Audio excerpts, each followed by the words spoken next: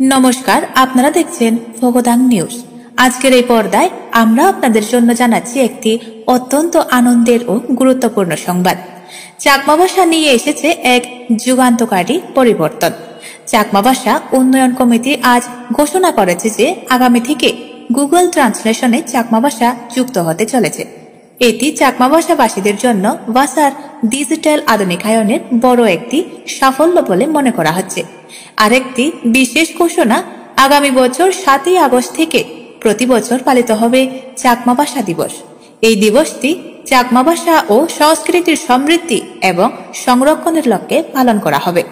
চাকমা ভাষা উন্নয়ন কমিটির পক্ষ থেকে বলা হয়েছে, এটি ভাষার মর্যাদা বৃদ্ধির পাশাপাশি নতুন প্রজন্মকে চাকমা ভাষার প্রতি আরও উৎসাহী করবে।